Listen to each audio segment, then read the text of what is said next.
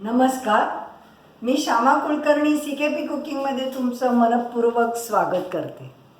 आपण दुधी भोपळ्याची भाजी केली. आज आपण लाल भोपळ्याची भाजी करणार आहोत. त्याच्यासाठी लागणारं साहित्य पाहूया. हा लाल भोपळा असा दिसतो. ह्याचा साल हिरवं आहे. अजून पिवळ्या सालीचा आणि थोडा डार्क पिवळा पण असतो, थोडा फिक्का रंगाचा पण असतो. कुठलाही लाल भोपळा तुम्ही घ्या. ह्याची सालं आता आपण काढणार आहोत आणि ह्याच्यावरती असं एक थोडा हे जे आहे हे काढून टाकायचं आहे. अजून ह्याच्यापेक्षा जास्तीसुद्धा असतं, ते मी काढून टाकले सगळं आणि हे असं सरळ करून घ्यायचं आहे. आता ही जी सालं आहे ती सुरीने काढून घेऊ. कापताना हा थोडा कडक असतो, पण शिजताना मात्र फार लवकर शिजतो.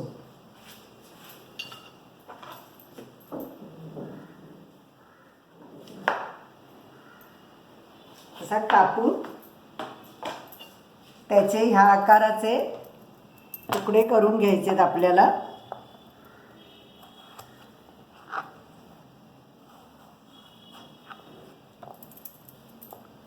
तीन चमचे गोडं तेल, 1 टेबलस्पून ओलं खोबरं, 1 टेबलस्पून बारीक चिरलेली कोथिंबीर,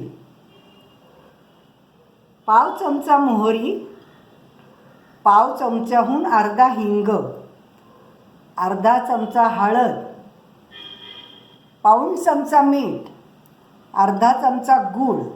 आता भोपळा हा थोडा गोडसर असतो चवीला, पण तरी त्याला अगदी चवीपुरता गूळ घालायचा आहे. जास्ती गूळ घालायचा नाही. तुम्हाला हवं तर थोडीशी चिमटीभर साखर घाला. तुम्हाला आवडत नसेल तर दोन्ही पण घालू नका, पण गुळाने याला चव चांगली येते. ह्या आकाराचे 6 मिरचीचे तुकडे आहेत. एक 12-13 पानं कढीपत्त्याची आहेत. आता ही काही मोजलेली नाही. भाजी करायला आपल्याला पाणी लागेल. आता आपण भाजी करायला सुरुवात करूया. भांड्यात तेल तापलेलं आहे. मोहरी, हिंग,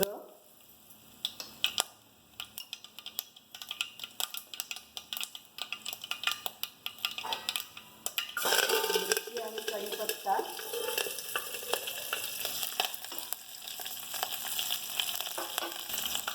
आता तेलावरच आपल्याला हळद घालायची आहे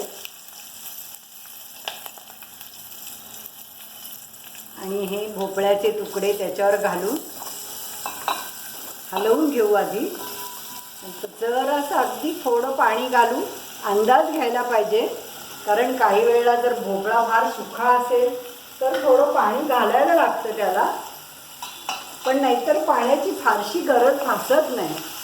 भोपळ्याला आपलंच पाणी सुटतं. भोपळा शिजून मात्र खूप कमी होतो, म्हणून मिठाचा अंदाज त्याप्रमाणे घ्यावा लागतो.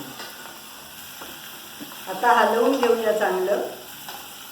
आता हा 3.5 कप आपला जो भोपळा भरला, तो वजनाने मी अर्धा किलो भोपळा आणला होता.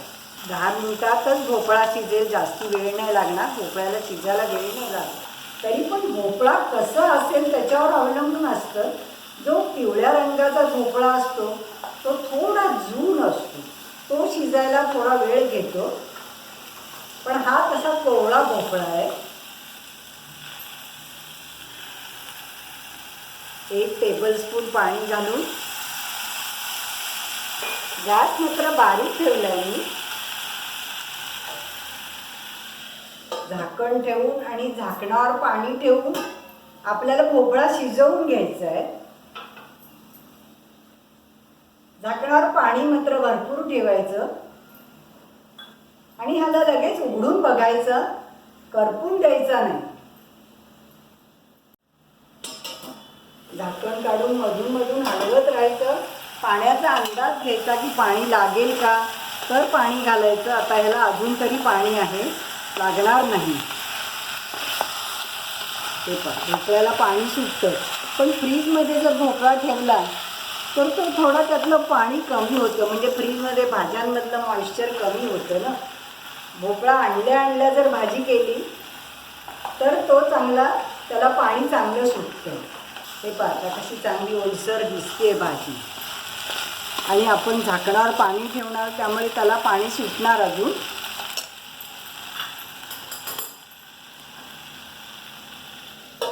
पण हे एकसारखं उघडून बघायचं मात्र. पुन्हा एकदा उघडून बघूया आपण.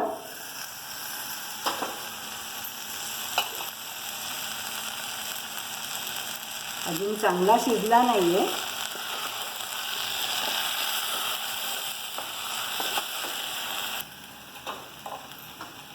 थोडंसं एक चमचाभर पाणी मी घालते त्याच्यात आणि झाकण ठेवते. तशी शिजत आलेलीच आहे, पण अजून चांगला मोडला गेला पाहिजे तो.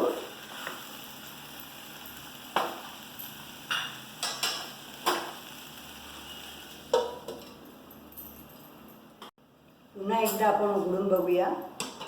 एकदा उघडून मी थोडंसं पाणी घातलं होतं. तो मात्र अंदाज कसा भोपळा आहे त्याच्यावर घ्यायचं आणि अगदी थोडं घालत घ्यायचं. हा बा आता भोपळा शिजलेला आहे. मोडून बघू आपण. मोडला जातोय. मीठ, गूळ. गुळाच्या ऐवजी अर्धा चमचा, 1 चमचा जसं तुम्हाला आवडत असेल त्याप्रमाणे साखर घाला. आणि नाही नसेल आवडत तर घालू नका. थोडा आता गूळ फक्त विरघळायला लागेल. खोबरं,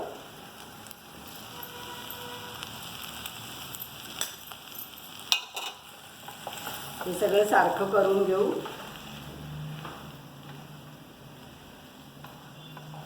आता ही भाजी कशी करायला खूप सोपी आहे, त्यामुळे नवीन शिकणाऱ्यांना पण ही भाजी पटकीने जमेल.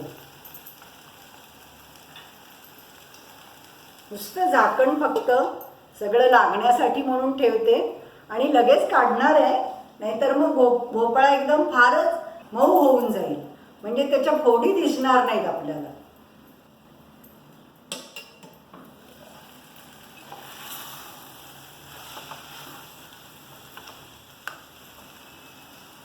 कोथिंबीर घालूया.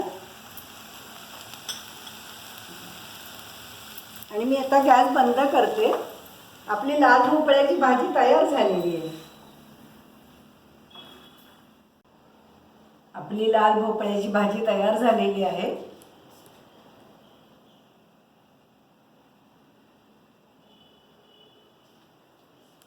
आपण अजून असेच पदार्थ करणार आहोत आणि मला आशा आहे की तुम्ही माझे व्हिडिओ पाहत राहाल, तुमच्या मित्रमैत्रिणींना सांगाल, नातेवाईकांना सांगाल, लाईक कराल, सबस्क्राईब कराल.